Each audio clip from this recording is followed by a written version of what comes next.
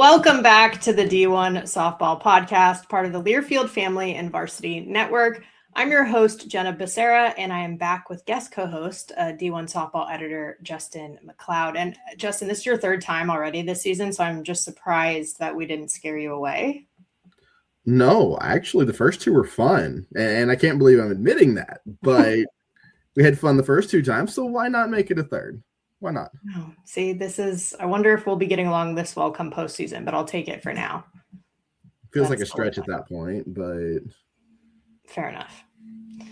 Well, before we jump in, just a reminder, if you're on the go and you want to stay connected to live college sports anywhere in the country, download the free Varsity Network app. It's available on Apple and Android. And with new features this season, it's easier than ever to listen live and keep up with your favorite teams and podcasts. So don't miss a moment. Get the Varsity Network app now. It has been very helpful for me at times throughout this season.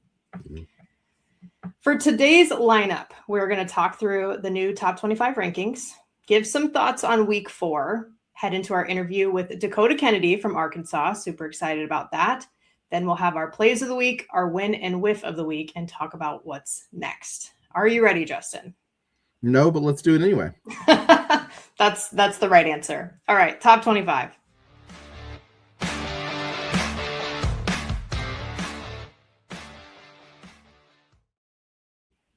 There has been so much discussion around the rankings. There is every year and every week, but it feels like for some reason this season it's been a little heightened even more. I don't know if you're feeling that too. Yeah, I actually kind of am. I'd go along with that. It feels different. Yeah. I mean, I'm here for people caring so much. We do, obviously. Sure. So I'm here for the conversation for sure. Yeah. And in terms of what we have for the D1Softball poll this week, the top 25 has shifted a little bit. If we're looking at the top portion, though, there are a few things that have stayed consistent. So Tennessee has stayed undefeated after the weekend. And they are on top of the poll still. They did get a win over Penn State this past weekend at home too.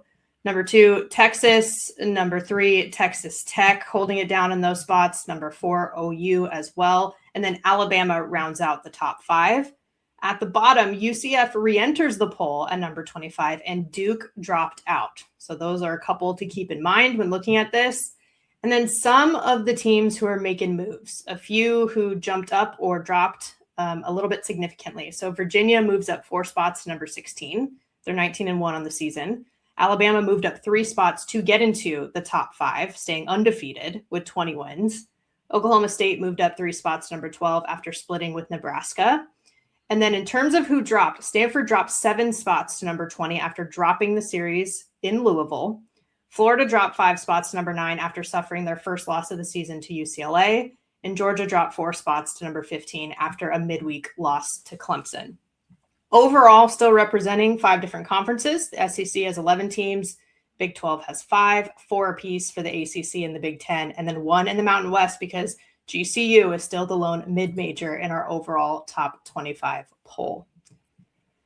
Whew, lots of updates and still lots of teams who are receiving votes too, Justin. I mean, there's a lot of talent, and I can't overstate how difficult it is really to submit a ballot every week. Well, and it's interesting too, that receiving votes is one of the interesting places to me every week because there's so many different teams that this voter or that voter believes should be in the top 25. And I think that tells you that's an extra embodiment of where we are, like we were talking about, like the number of teams that, you know, have a case to be there, right. Whatever that case looks like it's a long list. So the depth of that section every week this year is something that's really caught my attention too. Yeah. This week there are 9 teams, you know, in that category for us. And we do, as usual, have plenty of fan questions around this as well. And why wouldn't we? Because it's such an interesting topic this time of year. So I think we get a lot of questions around the top portion, of course, of the poll. So first one is, what does Alabama have to do to move above Oklahoma? So remember, Alabama's in that 5 spot, OU in that 4 spot. What are your gut reactions? I mean, it's one of those things where I think 4 versus 5 is splitting hairs, honestly. Yeah. So like that's where my brain goes initially. I mean, I think the thing about Alabama is they have 2 very good wins, true road games at Florida State.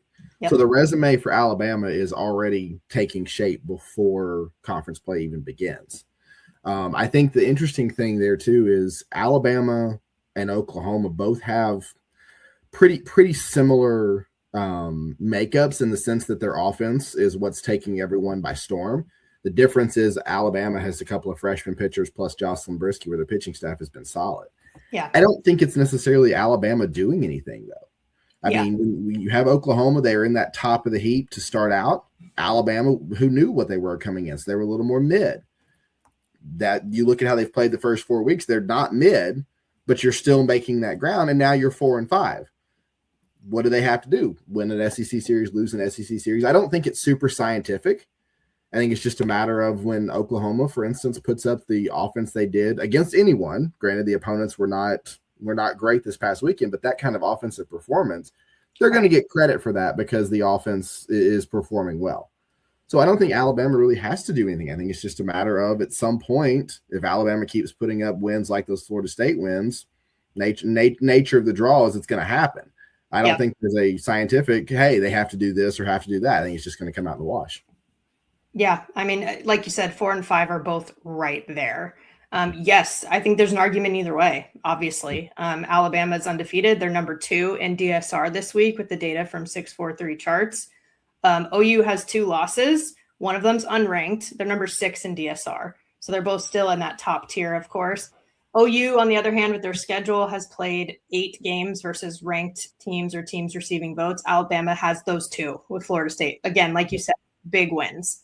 And I think because there are 2 different arguments here, that's why the coaches poll, the NFCA poll, has Alabama at number 4, OU at number 6. The ESPN poll has it flipped, OU at number 4, Alabama at number 6, right? Because there's those different just arguments that you can make for either one. You mentioned the offense. I think that may play a part here too, because it is really hard to ignore the Oklahoma offense. They're leading the nation with 86 home runs. That's more than double 39 that Alabama has, and most people have.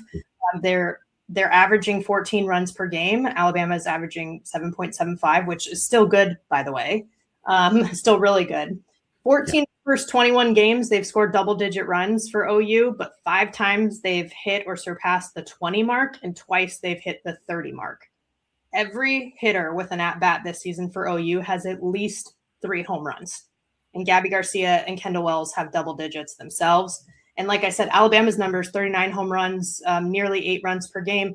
Twice have they done double-digit runs so far this season. When you pair that with having the second ERA in the nation with 0.68, you don't need 10 runs per game to win ball games, right? So again, I think to your point, Oklahoma's offense is through the roof, but really the pitching for Alabama has been incredibly solid, and they're both right there. Well, and something you said, this is not – there have been some years where Oklahoma doesn't play a great schedule in non-conference. They have played some not great games this year, but this is not one of those years. They opened the season against Arizona State, that 3-game series against Arizona, some quality opponents at the Mary Nutter. So this is not an Oklahoma team that's just bashing on inferior teams. This is an Oklahoma team with some wins already that are resume wins. So I think that plays into it too. Even though they have 2 losses, they've still played a solid schedule for the first 4 weeks in some pieces and places. Yeah. Alabama opens SEC with Ole Miss, and then after that it's Arkansas.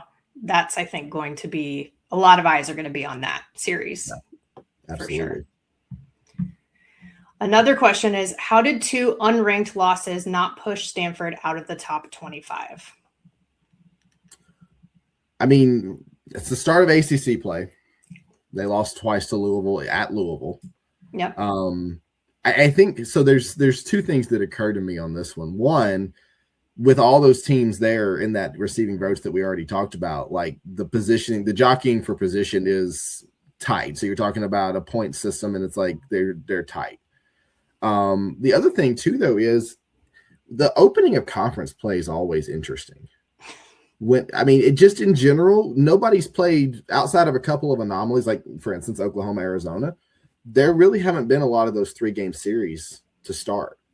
So I think every year when conference play starts, it's like, okay, you have to shift your brain from, okay, these are one-off games. How did it go the rest of the weekend? to, okay, this is a 3-game series. What does it tell us about these teams? Yeah. And in my brain, it's just the start of, outside of there's so many teams to go around, and it's just that's how the point system works. Like my brain goes to, it's the start of conference play. Yeah. You're a Stanford alum, so we're talking about your alma mater, but as an analyst, do you have thoughts? Right. No, of course. Right. I mean, and I will say, taking those 2 unranked losses in mind, Stanford was at number 13. They dropped 7 spots. That's not insignificant for how they were impacted in the poll. And I think, fair based on what we saw, at least most recently from them. They do in total, they have 3 ranked wins. They beat Oklahoma State twice and they beat Oregon. They've played some quality opponents, even if they've lost, for like Texas and Arizona, for example. So that strength of schedule is still at number 9 when you're looking at overall DSR. They're at number 27. So you kind of keep those things in mind. They can hit. They're hitting 333. They're scoring about 9 runs per game. Zoe Prestico's emerged as the ace. She's the top 10 nationally with 71 strikeouts. Ava Gall has been unavailable defensively at catcher the last couple of weeks. I think that has affected some of the stability that we have seen defensively. At the same time, I will say, of course, because of the competition and all of those folks receiving votes and who are in the bottom portion of the rankings, if they want to stay in the rankings, yes, they're going to have to polish things up. The rest of the pitching staff and the defense are going to need to settle in, and they are going to have to be on their P's and Q's. I mean, you don't just get to stay there. But as far as this particular week, they did drop significantly. Well, and I mean, this is the thing too, when everybody's in the conference play and everybody's playing the same opponents 3 times. Yeah. It's a different animal. When only a couple are, it is a little unique that first week when there's just a couple of series going. Yeah. But every game matters. So we will see if they back it up with a similar performance this weekend. They're going to host Pitt. Maybe there's some reevaluation, right? But if they sort of bounce back, maybe it's tough to drop them. It just depends on what they do next. That's why we play the games. Yeah, that's why we play the games. And speaking of some of those teams that are receiving votes, why are teams ranked in a different order in the receive vote section and the mid-major rankings? We obviously have our 2 polls for D1Softball, our overall top 25, and then our mid-major top 25 teams in those rankings. So Justin, you are so plugged in with the mid-majors. I'll give you the first go at this. So the biggest difference is the process for each. So little inside baseball. I mean, Jenna, you and I know this, but for those who don't. So the top 25 poll, the overall top 25 poll, if you will, is a true poll. There's a point system to where somebody gets a vote for number 1, you get a certain number of points, 25 points. Vote for number 2, you get 24 points, etc., all the way down the list. Or if you get a vote for 24, you get 2 points, and a vote for 25, you get 1 point. Those point totals based on the number of ballots, and we have more than a dozen voters in our poll. Everybody's ballot goes in. It's automatically calculated. Because I'm not a math guy. None of us. I mean, you're from Stanford, so you could probably do the math, but automatic is great. So there's a point system. The receiving votes is just simply in the order of the points. It's who got this many points. So what that could mean is, for instance, if Jenna, you voted for Abilene Christian, who I believe is alphabetically first in Division I softball. I think that's right. If you voted for Abilene Christian at the 21 spot in your poll, Abilene Christian would get 5 points. Well, depending on where the math works out, who else votes for Abilene Christian, what other teams get votes here and there, the received votes is just simply in the order of the points. So Abilene Christian might be right in the middle of that, even though you voted for them in one spot. It's a point system. It's a true poll. On our mid-major ranking side, we have a group of experts that watch the games. Like that, it's not just what's on social. It's not just, okay, who's over here has this one big win. We watch a lot of softball.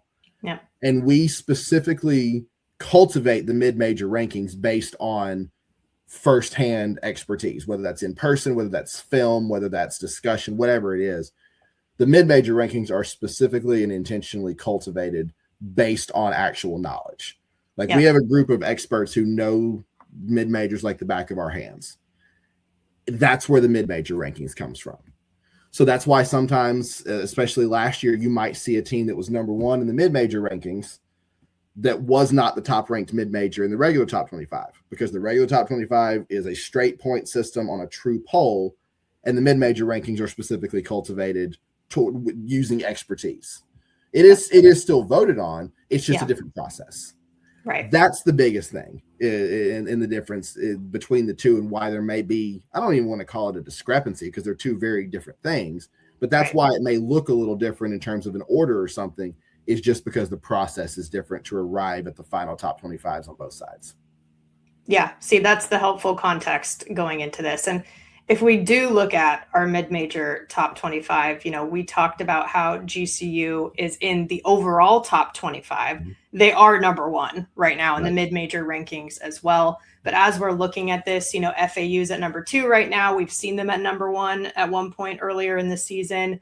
Texas State at number 3, Omaha at number 4. They've been ones to keep our eyes on, and then Fullerton rounding out the top 5. But I would love to just get your kind of top takeaways from the mid-major rankings specifically this week. Well, I think it's interesting because you have the traditional, when a mid-major beats a Power 4, beats an SEC team, beats a Big 12 team, an ACC, a Big 10, whatever it is. Oh, how wonderful that is. There's plenty of those games to go around this year. What's interesting to me, though, is watching some good, very good mid-majors play one another and seeing how those results shake out. If you look at the top 5, for instance, and FAU at 2, they beat Coastal at Coastal in a game this weekend as part of a tournament. Right. Texas State at 3 won a series over Southeastern Louisiana this weekend. They played 3 games. Texas State won 2 of the 3. Omaha faced Charlotte, beat Charlotte, faced Boise State as well in a tournament this weekend. Cal State Fullerton's played a who's who of Power 4s and quality mid-majors.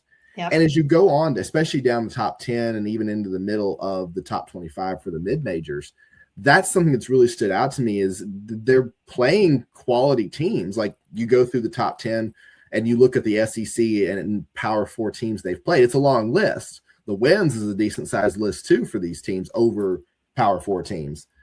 But these mid-majors, these quality mid-majors playing one another, that's something that's really intriguing to me this year. You don't always see it work out that way, but this year we've already gotten quite a few of those matchups, and I think it's going to be better for it. Once conference play gets going, some of these teams are going to shake out within their own conferences. Their resumes are going to benefit from having played one another and not just played this random SEC team or, hey, this Big 10 team who needed an extra game in warm weather. Playing each other is going to make a difference. I think it already is. Oh, absolutely. And, you mentioned both number 2, Florida Atlantic, and number 18, Charlotte, in different respects just now. That's one of the matchups that I'm looking forward to the most coming up. Charlotte got kicked in the teeth a little bit. They've lost their last 6 against good teams, ranked teams like Arkansas and South Carolina, and then Omaha, who's receiving votes in our overall poll, let alone in the top 5 here in the mid-major rankings. And I think Florida Atlantic felt that in Clearwater, right? They played a ton of high-quality opponents, took some L's, but that ultimately, I think, can make you more competitive down the line. So that's one of the matchups that I'm looking forward to next. And I mean, to start off American Conference play, that's a heck of a series right off the bat for both teams from both sides. Yeah, exactly. Well, that was a look into the top 25, but why don't we kind of keep going, keep rolling with more on the Week 4 recap.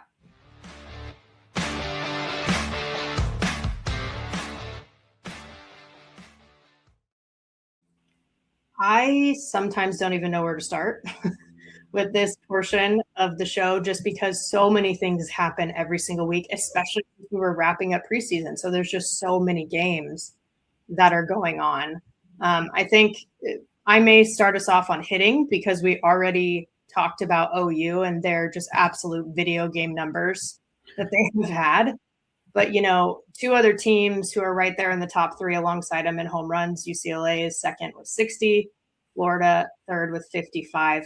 Like, we're barely 4 weeks in, and these are some season total type numbers that we have seen from other very quality teams in the past. So we talked about some of OU's, stats.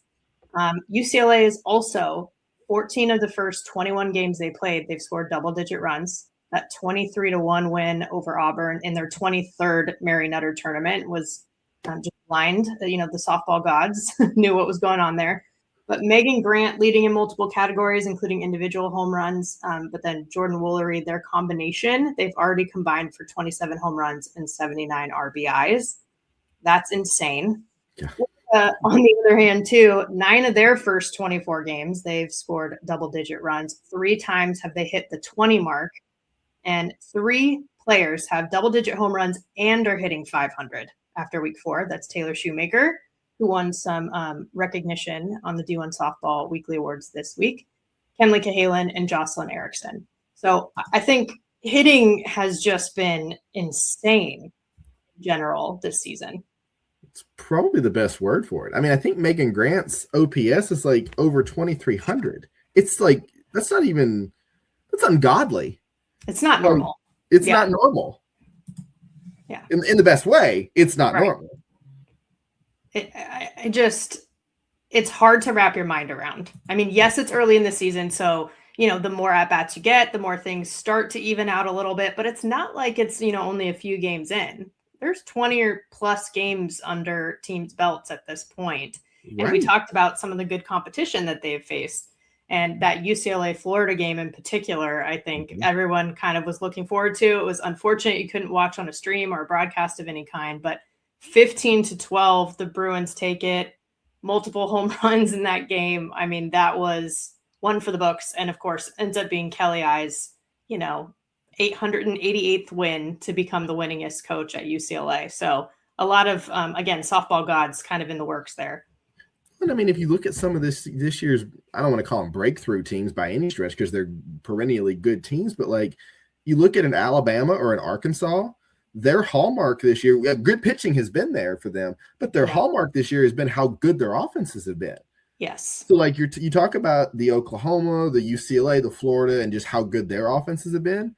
You keep stretching it and you're getting into the Alabamas and the Arkansas and how good their offenses have been. Like those are some of the best teams in the early goings right now. Those are some of the top teams right now. It's all about the offense. Some of them have great pitching to go along with it, but it's all about the offense. Well, and that's totally what's come together for Alabama is at times they've had one part of the game clicking, but maybe not some of the other parts. Right now, they're kind of firing on all cylinders, and that's what's making the difference. And that's a fun way to play, if you're Patrick Murphy and anyone on the team and the staff. That's a very fun place to be. No, it really is. And it's been a minute since an Alabama team looked like that. Yeah. So I bet you Pat Murphy's having a lot of fun right now. Yeah, and the fans, party at Rhodes. They're enjoying it. They're having a blast. Yeah. I will say at the same time, hitting has definitely dominated the narrative. There's no debating that, but there have been some bright spots in the circle too. And there continue to be, and this past week, Tegan Cavan throws her second career no-hitter against UIW. And week before that, Ruby Malin threw her first, didn't even realize she hadn't thrown one yet in her career. Right. Texas Tech goes back-to-back with no-hitters for the first time in program history. Nyjah throws the 12th overall for the program. Caitlin Terry throws the 13th. Mm-hmm. Texas A&M has their first perfect game in over 20 years. Elon softball pitcher Anna Dew, she throws a perfect game, and their baseball team combines for a no-hitter in the same day. Like there have been some really cool pitching moments too, amidst all the home runs. No, there have. And that's the thing. Like home runs are sexy, right? Everybody loves a good grand slam, a walk-off, all 100%. We all get it. We're all in that. Everybody likes to watch home runs, but you get some of these pitchers this year, and when you start delving into like one of the pitching staffs that's impressed me the most is Nebraska, from and Alexis Jensen, but even then throw in like a Hannah Kamenson. She's been solid. I look at their pitching, and to me, as good as Nebraska has been, when I look at their wins and the teams they've pulled wins from. Yeah, their offense has shown up at times, and Jordy is the figurehead, but I love Nebraska's pitching, for instance. Like when I think of Nebraska, I think of their pitching, and I don't just think of Jordy. It's a staff. Yep. So that's the thing. As sexy and as wonderful and cool as the home runs are, you get good pitching in there, it still makes a difference. Even in 2026, still makes a difference. 100%. And it has made the difference for the top teams, in the top tier of the top 25 right now. I mean, we're thinking, we talked with Aaron Newer, right, earlier in this season, on the show here, because similar there, right? Like there's a staff there at Tennessee, and that has been the difference. I remember when I chatted with Michaela Chester from NCAA softball, she asked what I thought in terms of some top tier transfers. And it's easy to talk about Tech, right? Because they have the top overall class, but within that class, Caitlin Terry might be the difference maker, because you don't just have Nigel throwing a no-hitter, you have her doing it too, taking some innings off. She's a two-way player. Like, to differentiate herself in already what is the best transfer class, like that's kind of the X factor, and we're seeing that play out. Well, and look at, like, and you had, I believe it was Emma Mazzarone last week from Virginia Tech. They've been one of the early season's bright spots. Their offense, they can certainly spank the ball. But when you get down to brass tacks, the emergence of Mazzarone and the pitching staff, Bree Carrico and others on that staff, it's made a difference. That's been the difference maker, because as much as you score, you still have to keep the other team from scoring too. Yeah. And so it's like, behind every good offense is a good pitching staff. I don't know if that's a colloquialism. Maybe we should make it one. Yeah. Well, that's how you win championships anyway, is to have both sides of the ball. I mean, it sounds simple, but it's not easy, but it's simple. Yep. And some of that brings me also, you're bringing up Virginia Tech. I feel like there's been some like interconference violence this season, let's call it. I mean, Virginia Tech is just this like SEC slayer at this point. Yeah. You know, they beat Auburn twice, so now they're 6-0 against the SEC this year. And there's a couple other teams where I've noticed that, where they go up against certain conferences and they just seem to have success there. I mean, ASU has 4 Big Ten wins. 3 of them are run rules. They split with Michigan, so that's the one loss they have. So they're 4-1 overall. And then Nebraska's kind of played everybody, but they've beat 3 Big 12 teams receiving votes in the poll, including Texas Tech, who was then number 1 in Clearwater. And they have 4 ranked SEC wins. They're 4-3 overall because they've played so many tough teams, and they've played some of them more than once. So they've split with them in some of those situations. But, you know, there's just been, like I said, violence, I guess, in between the conferences.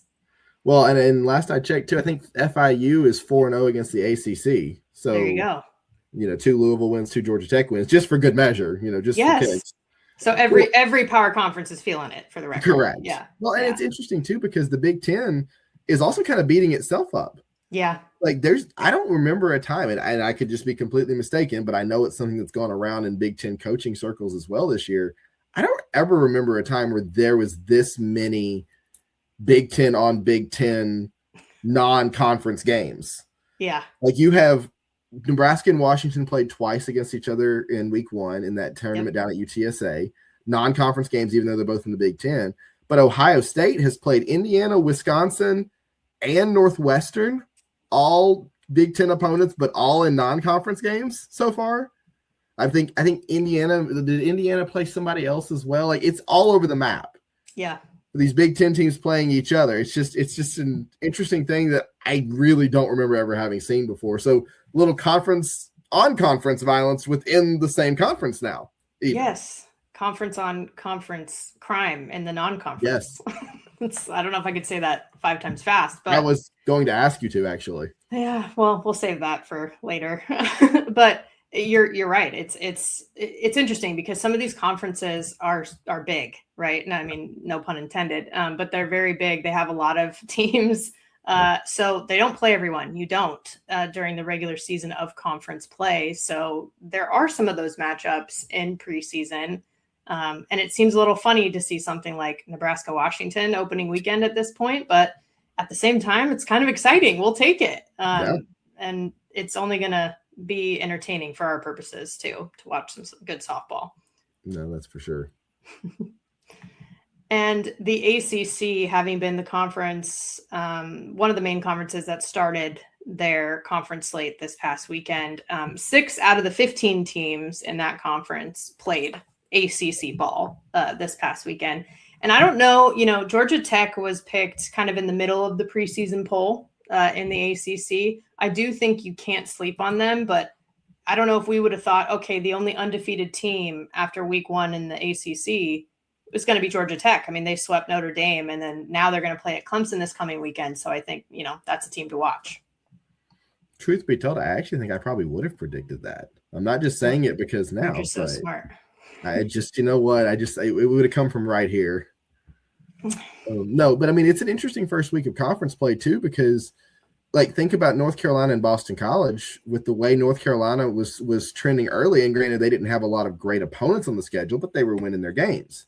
Yeah. And then you have Boston College come in. Boston College had a lead on North Carolina, I believe, in all 3 games. Only won 1 of the 3, but that's a Boston College team that really has struggled through the early goings. So it's like you have 3 conference series. You start off that way. Louisville takes the series from Stanford. Boston College battles UNC in all 3, even though UNC wins the series. And then, Georgia Tech's the only first undefeated ACC team sitting there. Like that's how we all would have drawn everything out, right? For opening week ACC play. Well, more than capable, obviously, but they executed, because I think that's where the gap is sometimes, especially this point in the season, is do you have what you need on paper and you're capable? Great. But do you execute when the time comes? And you said at UNC, who's receiving votes in our top 25 poll, they suffered their first loss, just dropping the 1 to Boston College. They host Virginia this coming weekend, and Virginia's red hot. I'm just generally excited to watch them continue. Just 1 loss on the season. And they've played through some adversity too. You know, I watched the walk-off over the weekend that they had to against Michigan, and they've had, moments where you have to be gritty, because I think that's important too. It's not just the wins. It's like, can you push through? Can you show the grit? Can you build confidence in that way? And they've done some of that too. Well, remember, that's a Virginia team that lost 17-1 to Arkansas to open the year. Yep. And now second longest winning streak in the nation, I believe, 20 games. Yeah. Like they haven't lost again. So like to come from losing 17-1 to then put together a winning streak longer than 17 games. Yep. Like that's a heck of you're talking about adversity. That's a heck of a way to respond to adversity. Yeah, exactly. And speaking of that, I'm curious to see how Duke responds to some adversity, because they've faced some bumps. They dropped out of the poll. And that's a Duke team that has been pretty consistently in the top 25 for most of their existence. So they're going to Cal, which means because the stadium is being renovated, they're actually going to play in Sacramento, but they are coming out west to go up against Cal. And Cal's a scrappy team. They've been kind of all over the place, and it's not a huge shock considering there's a coaching change. They're all very excited about Steve Singleton, but he inherited every single player on that roster too. So it's kind of getting to know them as well as developing them and bringing them all together to play. So I do think I've said kind of from the beginning that Cal might ruin some people's days this year, because they can swing it, trying to be more consistent overall.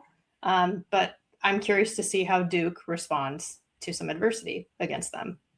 No, I'm with you. I mean, that last week, you think about it, you lose to East Carolina at home, you lose to Boston at home. The East Carolina and Boston are not chumps. They're solid programs.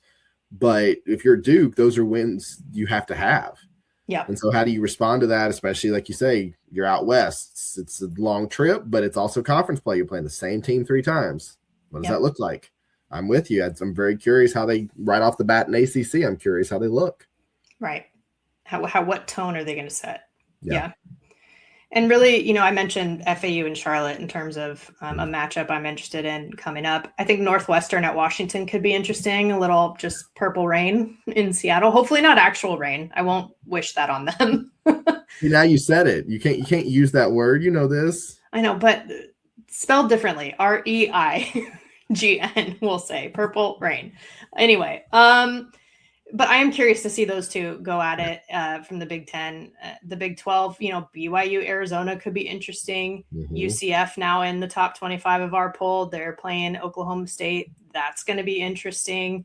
And then the SEC, unsurprisingly, I mean, there's at least 3 ranked matchups with Georgia, Arkansas, LSU, Tennessee, Texas, South Carolina. So, of course, we're going to have our eyes on those two. Yeah, there's some good matchups to start. And this is a week I call kind of sneaky good. Yeah. Like there's not a Red River rivalry that's just going to knock your socks off and everybody's going to be watching. But some of these series could be really, really interesting, I think. Yeah. That was a good job on the Red River rivalry. Thank you. That can be a tongue twister. So I will also not be saying that 5 times fast.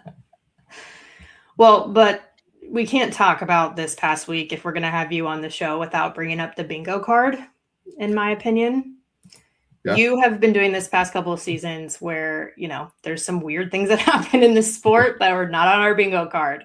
But somehow we've seen them happen in our sport. What are a couple that stood out to you recently? I mean, I think my favorite two are the ones that also I think proved to be the most popular on social. You had the home run. So Minnesota has a tournament every year at the Vikings Stadium at US Bank Stadium. Yes, so underrated. We should talk about that more, by the way. But yes, was so good. The mental image I had though was actually not up to par with how it actually looked. It was really nice, but there was a clip where a kid hit a home run. It was long gone. And it lands at like just inside the inbounds and then jumps out of bounds.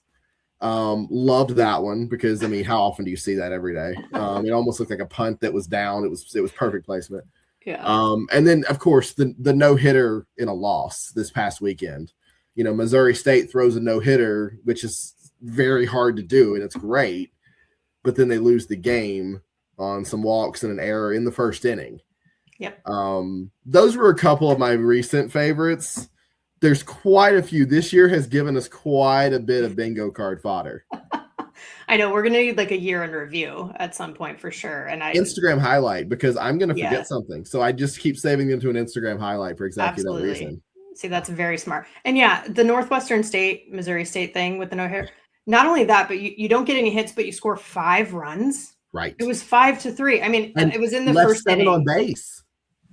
Like wild. I mean, hit by pitch, some walks, you got errors, there are obviously a lot of factors into it, but that was definitely one where I was like, whoa, I don't think that happens very often. Or if it does, it's like a 1-0 game, not a 5-3 right. game. It's 1 run snuck across on like an error in a wild pitch or something, not 5 generally. Exactly. Yeah.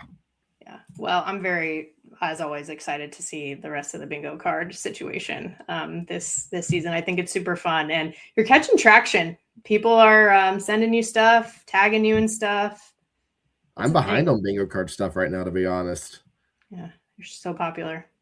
Well, there's just a lot of things that happen in this sport. Very true. Things that happen. You said it.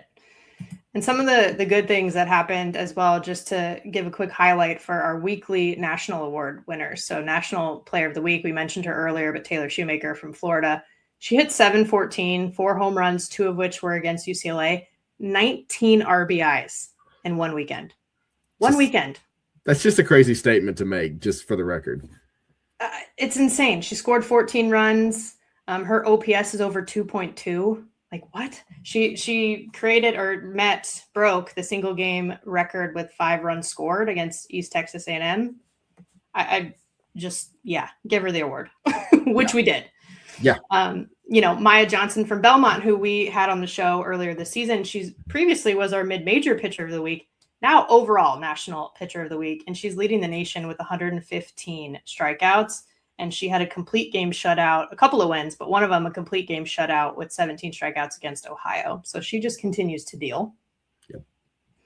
And then Lexi McDaniel from Oklahoma, she hit nearly 800, 4 home runs, 12 RBIs, slugging almost 1.8, and then a couple of home runs, including a grand slam against Alabama State. So some of the fun things for us to witness and get to shine a light on players like this. Pretty darn good weeks. Pretty darn good performances. But I want to give you a chance to also shout out the mid-major weekly awards as well, because some fantastic talent here too. No, for sure. Asha Moore from Wichita State, 3 home runs in the Missouri tournament, ended the weekend with a home run in 3 straight games. Erica Hogue from Western Kentucky. Fun thing on this one, first no-hitter in 7 years for Western Kentucky, and it was 7 years to the day. March 1st, 7 years ago, was their most recent one. Erica threw one this weekend on March 1st. So 3-0 weekend, 2 hits, the earned run in like 18 innings, and that no-hitter.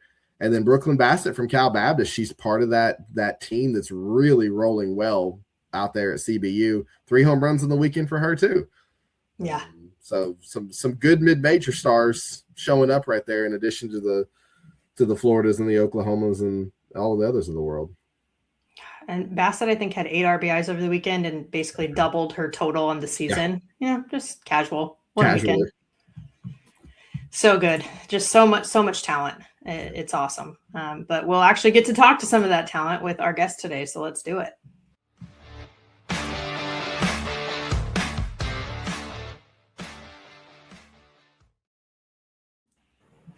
We're so excited to welcome in Dakota Kennedy, Arkansas outfielder and All-American. Thank you for joining us. You're fresh off of practice. How's your body feeling? I'll just start there at this point in the season, in the middle of, a crazy preseason and conference transition. Feeling pretty good, honestly. Can't ask for better right now. Obviously, yes, season just started, but we've been getting work since January and even through the fall. So can't complain with how my body's feeling right now. How I'm just curious. I'm kind of in the same vein. You went from the dryness of Arizona to now Fayetteville, where they've got every season in the span of a month. It feels like. Mm-hmm. What's the climate been like to adjust to? Yeah, I think the hardest one for me was the snow. That was really insane. And I'm from California, NorCal, so also not getting any snow like that. But it honestly was awesome to see. But other than that, I've been pretty good, pretty adaptable with the climate. I'm a California girl too. I'm based in the Bay Area, so I feel that deeply. But in terms of just how Fayetteville is as a college town, like what has that experience been like? Because it seems like it would be so fun. Yeah. Okay, so I don't really actually get out too much to other sports a lot. I try, but I don't. But the atmosphere when I do go, it was awesome. I went to a football game and that was awesome. And also just a preseason basketball game, and the vibes were so high and the fans are bought into every sport. It's awesome. Something I know you and I talked about briefly on Sunday in Fayetteville, but I want you to expound on it if you would. You're a transfer, you're a fourth year transfer. And I remember you told me you fit right into this group in Arkansas this year. How has that happened? What is that transition like, and what's made it so seamless as if you've been there for 4 years? I think what's made it so seamless is the girls. They brought me in like I've been here all 4 years. I got really close with Natalia Rijo. She's my girl. We're basically conjoined at the hip. If you see me, you'll probably see her. You'll see us goofing around on the field, but all the girls I have a great relationship with, and just being able to go to lift, practice, travel, be with them every day, it's super fun. And I'm sure it doesn't hurt to have strong leadership at the top to help facilitate that too. So having now started to play this season for Courtney Deifel, what is her leadership style like, and how does she fit in with the girls? I think it's great because she's been where we all want to be. She's played won a championship, played in the World Series, and that's where we want to go. And she's been in our shoes as a player. So she knows when she needs to get on us, and she knows when she can hype us up a little bit, but also there's still more work to be done. So she's good at the things that she says, and she knows how to convey it really well to us as players. I want to play off of your veteranship here for a second. Because when I look at what you guys have done already this season, you're 4 weeks in, you've beaten some good teams, and you've honestly, in large part, made it look pretty easy. Your offense is clicking on all the cylinders. I want you to delve into that offense for me, if you would. What does it look like through the course of a week for you guys, to where by the time you get to the weekend, you're just out there? I mean, I think you're up to like 14, 15 run rule wins, and those are not against like small teams here. What does the process look like through the course of the week that's got you guys' offense running and rolling so well? I think it's being able to be really adaptable, but also buying into the plan that we have. With preseason, it's a lot of tournaments. You're playing multiple teams. It's not like conference when you're just prepping for the one team and those pitchers. You're prepping a lot of pitchers. And I think that's where being adaptable comes into play. If they're switching a lot of pitchers, maybe we haven't even seen on film some of the pitchers. It's just being able to trust yourself and also trust the plan that Coach Gasso gives us, and leaning on each other as hitters, communicating what we're seeing in the box to each other. I think that's what plays into our success at the plate.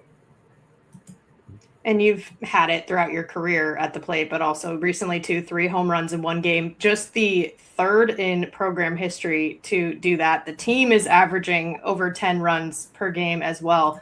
When you talk about the plan that Coach Gasso puts together and talks to you all about, what are the main things that you look at to put together a plan? Mm-hmm. I think it's looking at the type of pitcher that we're going to be facing, and also knowing yourself as a hitter, reading the defense as well. I think all of those things go into play when we're in the box. And then, again, just communicating that with each person that's coming up, and then they can take that information in for themselves and do what they will with that. So, as one of the people who was lucky enough to witness that 3 home run game, wasn't on TV, but I was there, got to see it. Those were not small home runs either. You parked those pretty decently far. I'm just curious, just in general, for people who don't know your approach over the years and things like that. Walk me through a game like that where, you're up, okay, home run. Next time you're up, oh, okay, home run. Next time you're up, oh, cool, another home run. Just walk me through your mindset and how it adapts in the course of a game like that where you're just red hot at the plate. I think for any hitter, getting a hit in a game is something to celebrate. But I think it's just going every at bat and just taking what's being thrown at me in each at bat, and again being adaptable and just being comfortable in the box and just doing what I do.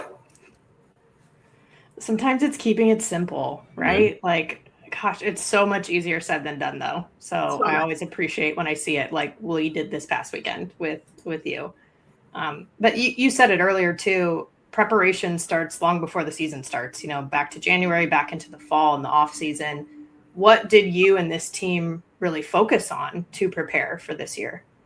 Yeah, I think it's just knowing where we all, obviously any team in the country wants to be at the end of the year. I think it's just coming in and immediately getting to work and buying into each other and this program, and not being worried about personal outcomes, but team outcomes. I think that's a big thing for us, is doing what you can for the team. Maybe your performance that day didn't look the best, but maybe you needed to maybe you got a sac fly, and that one run that came in might have been the catalyst in the game, but maybe you went 0 for 3 that day, but you did your job. It's things like that we have been harping on and working on since the fall. I think we celebrate the little things. That is a big thing for us, is celebrating the little things. And that is a little thing that can change a game. And that's something that, that's been big for us this year. I like that, honestly. Another little thing that can change a game. Can we talk about defense for a minute? You stole mine, Justin. You stole it. What do you want from me? She's got this nice little thing on her mantle called a gold glove.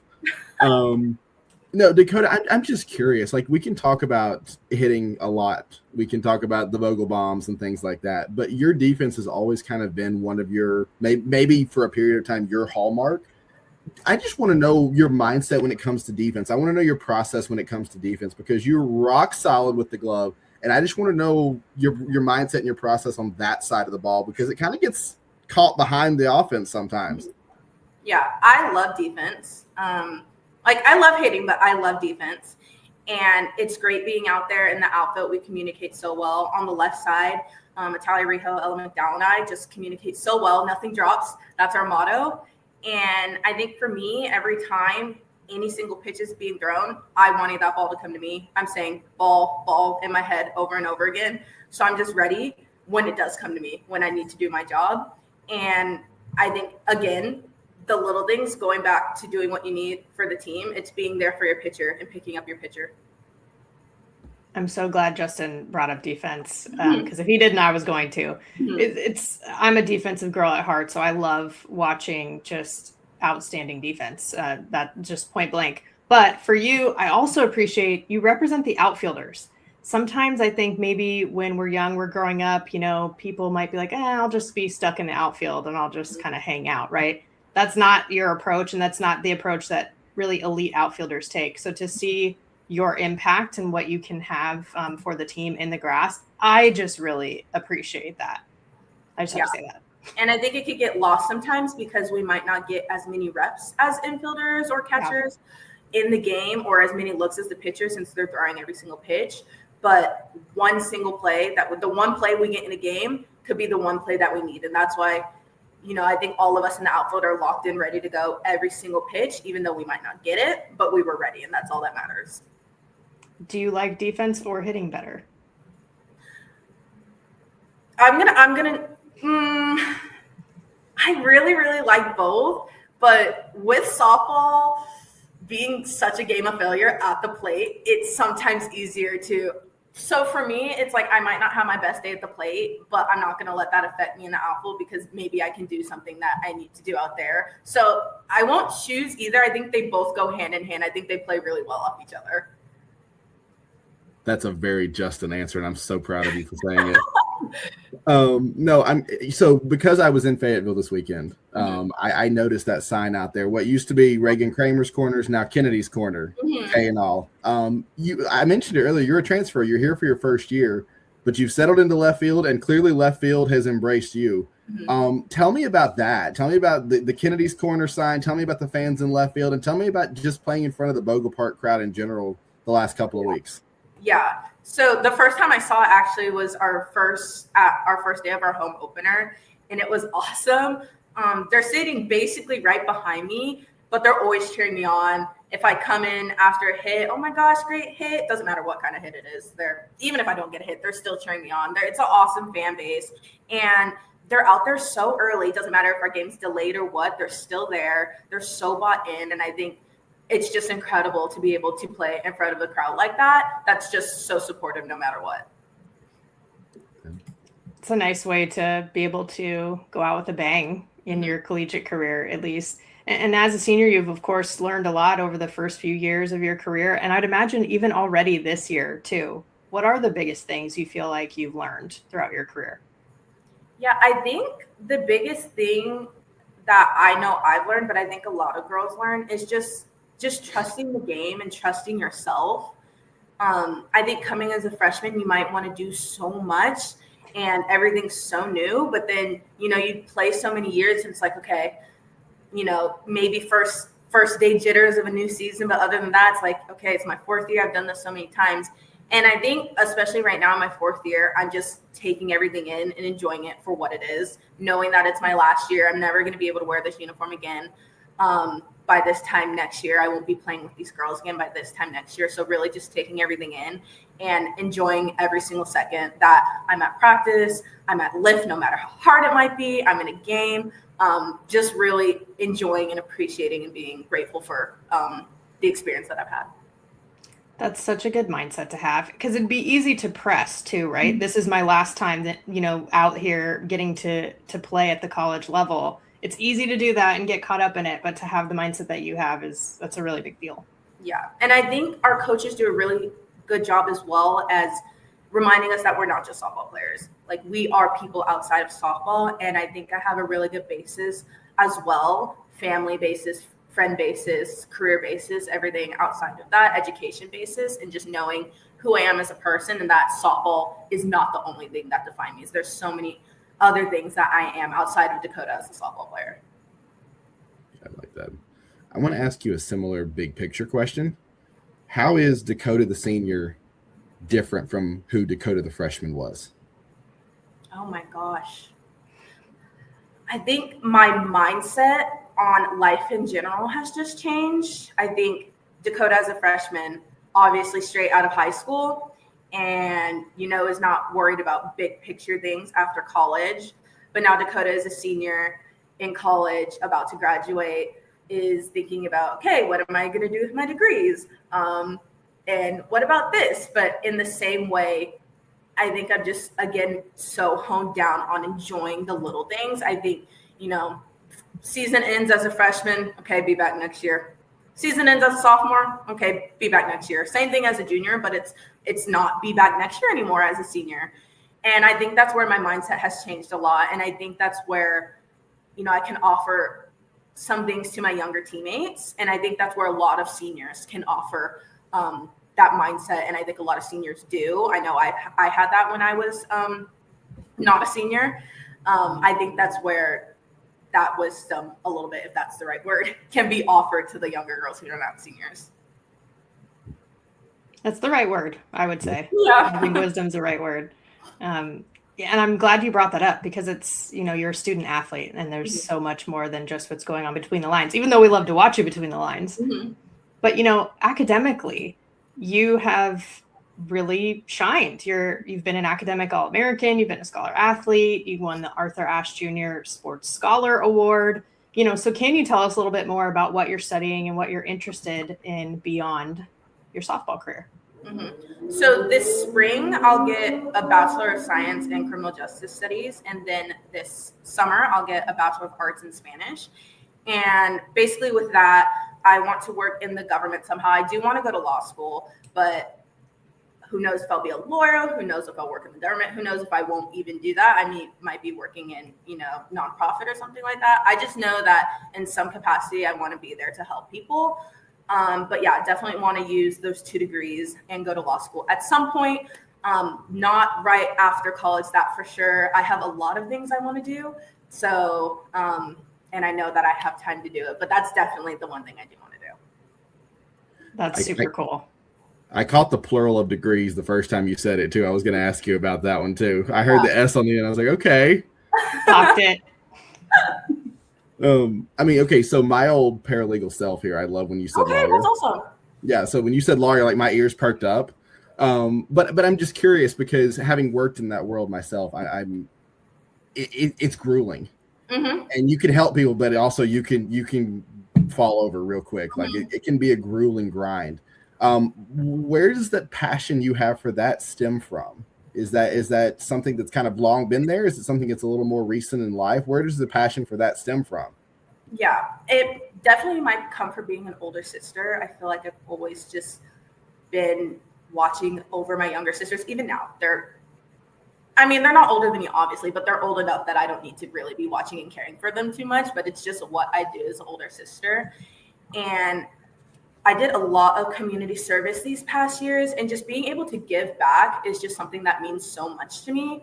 And then I'm not exactly sure what type of law that I want to go into. I'm thinking maybe criminal, maybe immigration. I'm not totally sure, but just being able to give back to different communities, and then also using my Spanish degree, being able to communicate with 2 different communities, people who speak English, people who speak Spanish, like just being able to intersect all those things together has just always meant so much to me.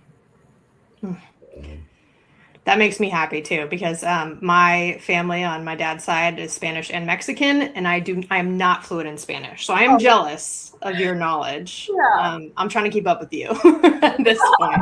But I love hearing that too, because it sounds like, as an older sister, you learn leadership, you learn how to get through hard things. Like Justin was saying, like it can be grueling.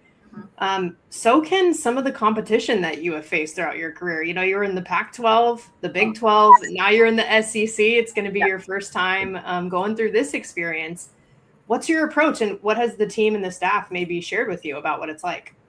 Yeah, I've only played a few SEC teams in my entire career, Arkansas being one of them, Alabama being another, and I think that might be it. So something that I'm really excited for is just facing new competition and being in this conference, knowing that the competition is so high and so many teams go to postseason.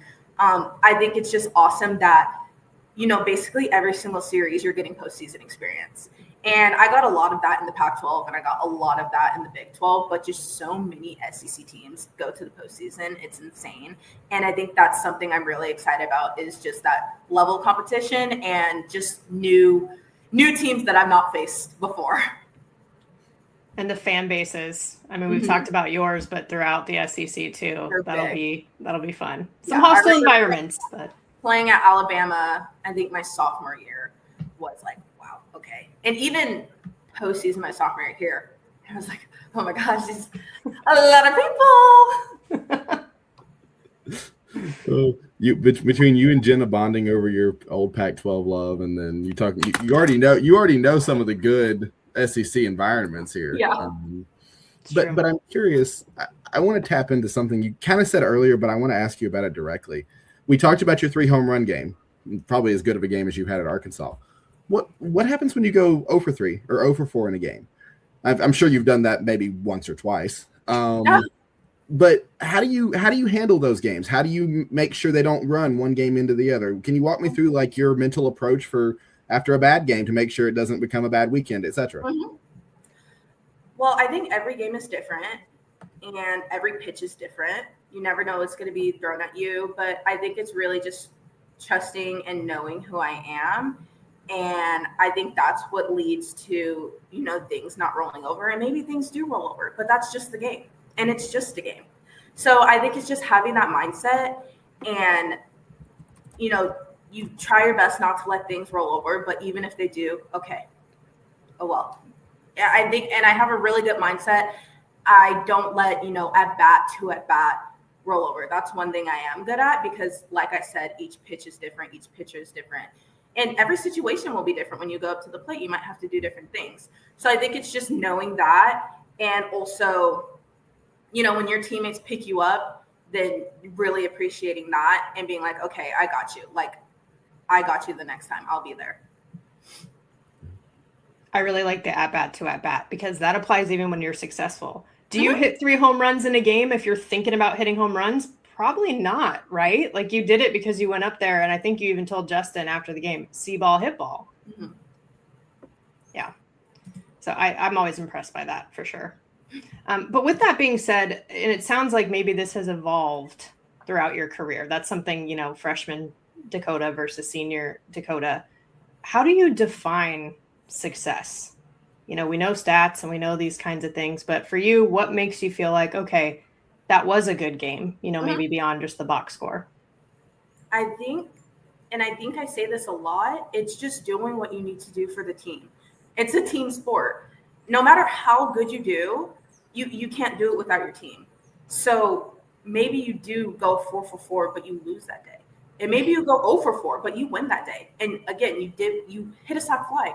And that one run, you needed that, and you did what you need to do. It might not look like the best game on paper or stats wise, but that you did what you needed to do for the team. And even if you went 0 for 4, they can't take that sac fly away from you, and they can't take that run off the board that helped you guys win. So I think that is what defines success, is being able to do what you need to do in each situation for your team.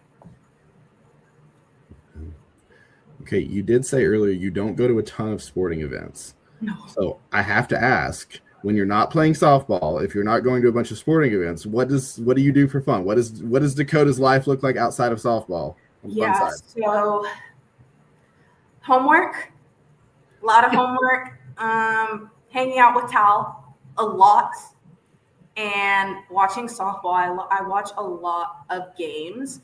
Doesn't really matter what game. Full game, highlights, doesn't really matter. I think Tennessee's playing Belmont today, pretty sure. And me and Tal are going to be watching that at dinner. So it's just watching a lot of softball, hanging out with Tal, or doing homework. That's basically it. Okay. Yeah. That's not a bad life. No, really. It's not. And FaceTiming my family, that too. Yeah. Oh, yeah. Can't leave them out. Of course. Yeah. Of course. Well, honestly, I think last one for me is just around the team goals. You talked about how that's really front and center with this group, and then just for you in general. This program has been so close to getting to the Women's College World Series. There's a lot of returners who felt that sting maybe last year in Supers. You felt a bit of a sting in the Tucson Regional yourself. What do you think it's going to take to get there this year?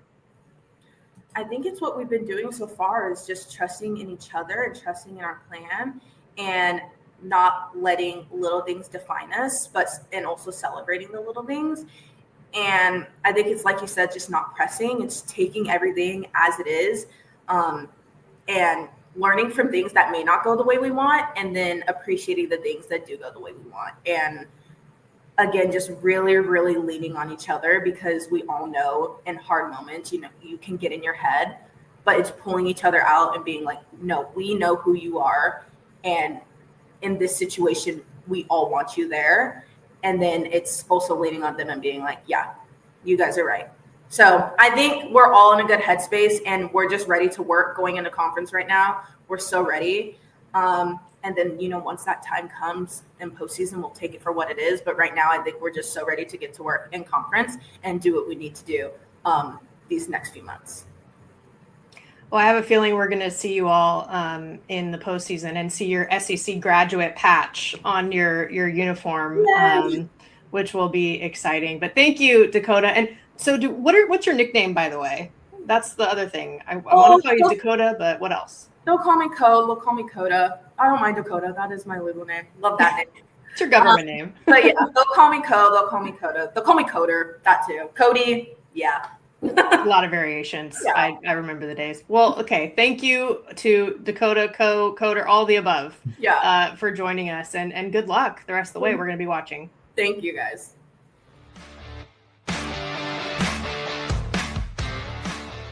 Okay, so we knew that Dakota was going to be awesome to talk to. You already got to chat with her a little bit briefly when you were in Fayetteville and did a post-game interview with her on our social channels, by the way. Check it out. But, you know, she definitely over-delivered. Oh, gosh, yes. Like I mean, don't get me wrong. I'm not dissing anybody else in the history of time, but like when you have a conversation that intelligent with someone that like you can see the intelligence coming through, like that's a rare thing. Yeah. No, I totally agree. And I think you guys had wanted to give some shout outs that you didn't get to. Yeah. So I think Jaden Ramos and Ella McDowell deserve an extra an extra shout out because for context, when we filmed the post game, Dakota and I on Sunday after the weekend, I'm in my own world. I have my phone, I'm filming it. Dakota's giving me great content. I literally hit the off button on my video, and Ella McDowell and Jaden Ramos are coming from the side, literally at that moment to try to photobomb. And I think we broke their hearts with the ending of the video at like the worst time. So for points for effort, points for the the thought process behind the photobomb to Ella McDowell and Jaden Ramos. I think they deserve at least a shout out, at least a mention. Yeah, absolutely. So we got to do that. You still got your moment, guys. Might not be as visually appealing because I'm really now curious what they would have done, but points for effort. Well, we'll have to see at some other point in the season. See if one of us is there in person again. We'll have to make that happen, actually. Yeah. Well, it's, there's so much that goes on from week to week, but one of my favorite parts, at least, is going through the plays of the week.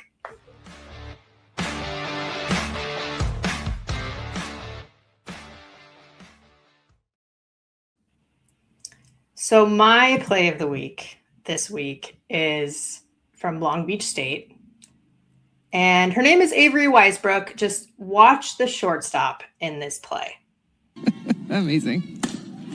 Slips right on through the circle. Ooh. Great recovery. What a play. No way. Play by Weisbrook. So it slipped on through and you thought, okay, you've got no chance now. Turns out with Avery Weisbrook, you do. This needs to be clipped everywhere. This is incredible. Look at the bare hand. And you know how fast Reagan Shockey is down the line. Out of position, has to go back to her right. Wow. Avery Weisbrook, SportsCenter top 10. Yes. Wow. Okay, so first of all, great breakdown from Kenzie Fowler. She pretty much said what we were all thinking throughout that whole play. But she said it, though. It's Reagan Shockey, right? It's one of the fastest players in the nation. You know that. You clearly had that pre-pitch preparation. I love defense. I was an infielder, so of course this is right up my alley. But it wasn't just the bare hand part for me. It was her reaction to the change of direction. Like, it's all just chef's kiss. And then also to do it in a true road game in the home team's house, I think means something. She was rock solid and steady right there. Like, she had her feet set. There was no off balance. She was the change of direction. She was still set and ready. Like, that's the thing that caught my eye right away. Yeah. And she had a good game when Long Beach State upset Oklahoma too recently. So she's rolling. And actually I got to cover her, to call some games with her in the summer in 2024 with the Golden Bay Collegiate League. It's part of the ACL, some of these college summer leagues. And I called all their games at that time. She was in the transfer portal. She had taken a year off after starting at Florida State. I remember when she committed to Long Beach State during that time. A lot of the other girls who were in the league as well were super happy for her. And now she's in her second year with the program. That's the kind of thing you love to see. Yeah, you really do. It's the time for my play now. It is. All right. So, I mean, this one, I don't know how much of an introduction this one needs. It's Hannah Core being Hannah Core. Both pitchers have been extremely efficient so far.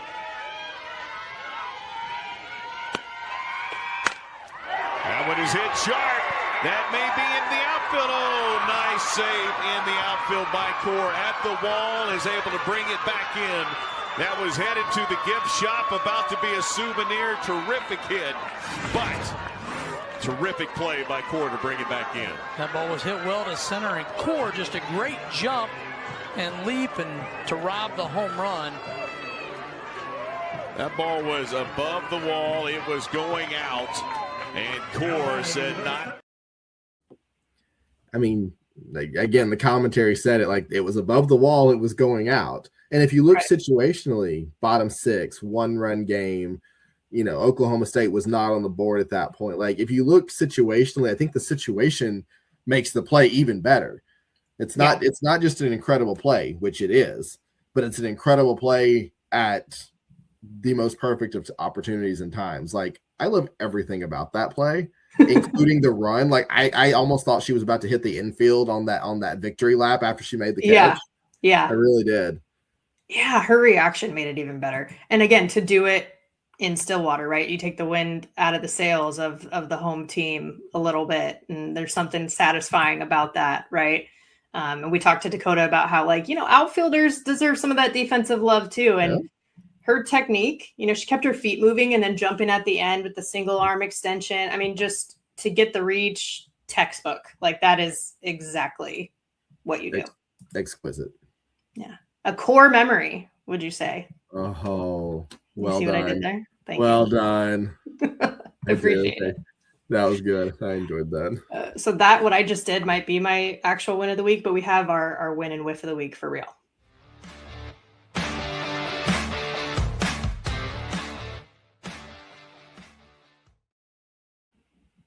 So I will start with our win of the week, which it just doesn't really get much cooler than this. Essentially, at the Judy Garman tournament, there were 5 former Olympians who were coaching teams in that tournament. So if you're looking at the photo right now, from left to right, you have Crystal Bustos, who's on staff at East Texas A&M. You have Taraya Flowers, head coach at LMU, who we talked to at Mary Nutter. Lisa Fernandez, who just the GOAT, but yes, the associate head coach at UCLA. Laura Berg, head coach at Oregon State and one of the best outfielders of all time. And then Jenny Topping, who's on staff with Laura Berg at Oregon State.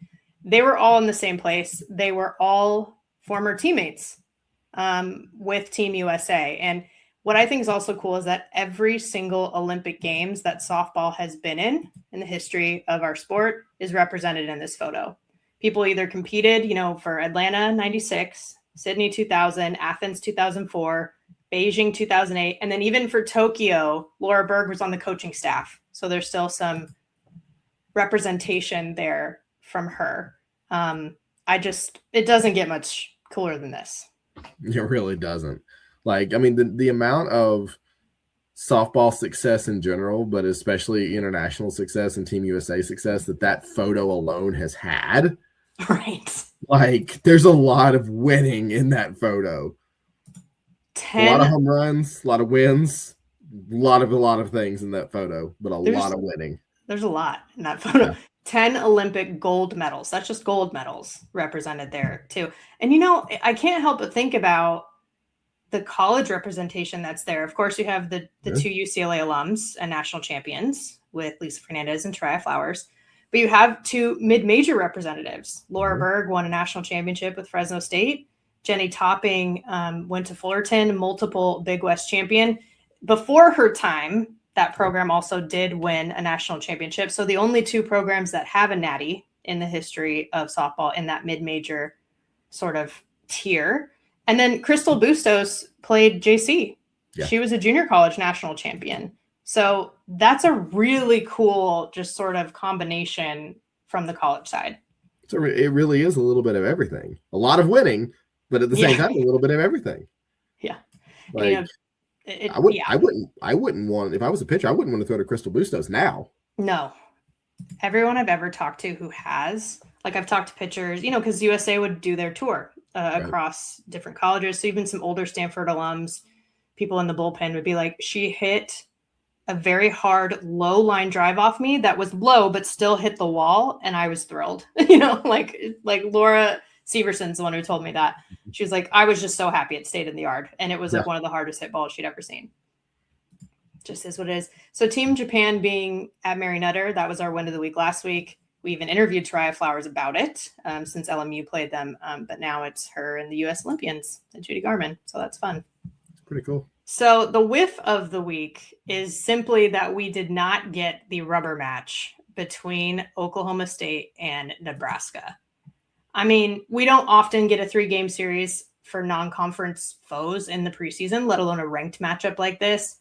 So to end 1-1, I just think ties are not fun. And I know you tweeted about this, Justin, too, because you were disappointed. Yeah, ties are not fun. And those first 2 games were so good. So good. Like it's a bummer to lose a game between 2 quality teams, but like when the first 2 games are that level, like are that good, like yeah, losing game 3, just not playing it, that was not so fun. Yeah, sometimes Mother Nature lets us down. I mean, and to expand on how good the first 2 games are. So both were decided by 1 run. Yep. Oklahoma State walks it off in the 11th inning. The first time around, Nebraska then takes the next one 4-3. So yeah, it's like we're just left on a cliffhanger of like our favorite show. That's almost what it felt like, like exactly what it felt like. Yeah, Ruby Malin grew up playing, with and against a lot of the Huskers, and Jordy Fromm, of course, from Nebraska too. So it just felt like the story wasn't finished. And now I feel like, though, the softball gods are somehow going to give us this matchup again in the postseason just to make it right. I mean, maybe we get it in the World Series. Maybe. Well, win and whiff. If the whiff is just basically that we wanted more softball, I feel like we're actually in pretty good shape. I think that is a good sign. Like if that's what we're whiffing on this week, I think that's a good sign and we're in a good place. Yeah, I agree. And plenty of good stuff to come too. So in terms of what's next, I'm going to be calling the Pitt-Stanford series in ACC play, at least Friday and Sunday, because Saturday I'll actually be calling women's gymnastics. UCLA is visiting Stanford, and there's a lot that goes into that one too. If you follow women's sports and you were following the Olympics in Paris, both of the bronze medal potential winners, we'll call it, for floor will be competing in this one. Anna Barbosu, the Romanians, a freshman at Stanford. Jordan Childs from Team USA, of course, is a senior at UCLA. So lots gonna be interesting if you want to mix up your sports a little bit. It never hurts to have a nice accent of gymnastics, right? It's so fun to watch. Yeah, it's the best. While you're calling games, I will be on the road, to the shock of everyone. Thursday, I'll be in Salem, Virginia, not in Blacksburg. Virginia Tech hosting that neutral site tournament over there. I get a very nice primetime Michigan versus Virginia Tech matchup to start the weekend. Little Boston College flavor thrown in before that, but that's the premier matchup of the weekend for me. And then I've got a 3-game series in Charlotte. I'm opening conference play with Charlotte against FAU. Fun fact, it is the only matchup of a reigning conference pitcher of the year versus a reigning conference player of the year among any of the conferences that finished top 10 in RPI last season. No Power 4 has that. None. This is the only one. So there I shall be. That's a stat. I mean, I was already pumped up about this and jealous that you were going to get to watch that matchup in person, but man, add that layer to it and just gets even more exciting. Love me a good stat. Autumn Courtney versus Jenna Lord. Well, we'll be paying attention, that's for sure. And then our colleagues from the In the Circle podcast, Eric Lopez and Victor Anderson, they interviewed the legend that is Kat Osterman this week too. So keep an eye out for that. They go in depth with her for a while. That's going to be on the next episode of In the Circle. So tune in. And if you stuck with us this long, we always like giving you a little treat at the end. There is a discount code available if you want to sign up for whether it's a monthly or an annual subscription. Use code SEASON26 to get 25% off. This lets you get even more of all of the content that Justin and his team of writers put together every single week, basically every single day. And it is so helpful. Like, it is deep what they cover in terms of their knowledge and just the breadth as well for softball across country. So season 26 code for 25% off. Did you like your shout out there? I did. I was very appreciative of that. You're welcome. You earned it. Yeah. And thank you all for joining us this week as well. You earned that discount code too. And we are excited to be back next week. So again, let us know what you think, more of what you want us to talk about, and we will tackle it. But in the meantime, we will see you next time.